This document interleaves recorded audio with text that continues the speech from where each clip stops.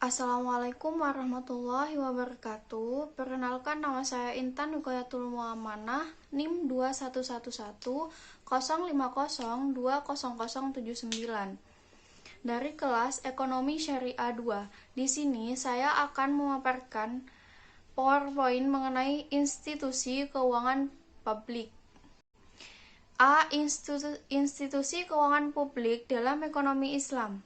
Institusi keuangan secara umum adalah lembaga keuangan yang mempunyai suatu bidang usaha dalam pengelolaan keuangan yang dapat melakukan penghimpunan dana, penyaluran dana maupun keduanya secara kebersamaan untuk melakukan penghimpunan dan penyaluran dana. Lembaga keuangan publik dalam ekonomi Islam adalah sebagai institusi yang berkaitan dengan pembagian barang dan jasa sebagai bagian dari institusi sosial, politik, keluarga, pendidikan, kesehatan, agama, dan kesejahteraan sosial. B. Historis institusi keuangan publik Islam. Yang pertama, keuangan publik pada masa Rasulullah SAW. Keuangan publik pada masa Rasulullah SAW berawal dari kedudukan beliau sebagai kepala negara. Setelah Rasulullah hijrah ke Madinah, maka beliaulah yang memimpin kota Madinah dan mengalami kemajuan yang pesat. Rasulullah SAW telah memimpin seluruh pusat pemerintahan Madinah dengan menerapkan prinsip-prinsip dalam pemerintahan dan organisasi, membangun institusi-institusi negara, mengarahkan urusan luar negeri, dan membimbing para sahabatnya dalam memimpin sebuah negara sampai akhirnya melepaskan jabatan beliau kepada para sahabat secara penuh. Yang kedua, keuangan publik pada masa Khulafaur Rasyidin, masa kekhalifahan Abu Bakar As-Siddiq. Abu Bakar As-Siddiq terpilih menjadi khalifah. Seluruh kebutuhan keluarga beliau diurus oleh kekayaan dari Baitul Mal dan diperbolehkan mengambil 2,5 atau 2/3/4 dirham. Setelah sekitar 2 tahun 3 bulan, Abu Bakar As-Siddiq banyak menangani masalah murtad, cukai, dan orang-orang yang menolak membayar zakat kepada negara yang telah ditetapkan pada masa Rasulullah SAW. Beliau sangat memperhatikan Baitul Mal hingga beliau wafat hanya tersisa 1 dinar dalam pembendaharaan keuangan. Selanjutnya, yang ketiga, keuangan publik Islam pada masa Khalifah Umar bin Khattab Al-Faruq.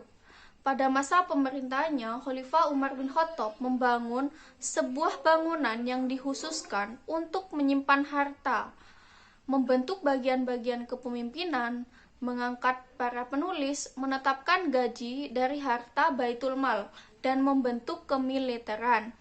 Pada masa pemerintahan Khalifah Umar bin Khattab, beliau sangat berhati-hati dalam mengelola Bait al-Mal. Berikutnya, yang keempat adalah keuangan publik Islam pada masa Khalifah Utsman bin Affan. Khalifah Utsman bin Affan adalah khalifah ketiga yang menaklukkan kota Balkh, Kabul, Ghazni, Kerman, dan sistem ditaklukkan.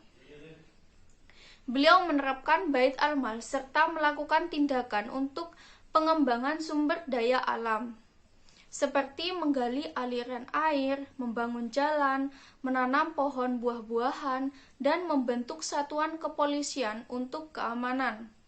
Dan yang terakhir adalah keuangan publik Islam pada masa Khalifah Ali bin Abi Thalib. Khalifah Ali mendistribusikan seluruh pendapatan Bait al-Mal ke provinsi yang ada di Baitul Mal Madinah, Busra, dan Kufah. Sistem distribusi setiap pekan sekali untuk pertama kalinya diadopsi. Pada hari itu, semua perhitungan diselesaikan dan pada hari Sabtu dimulai perhitungan baru.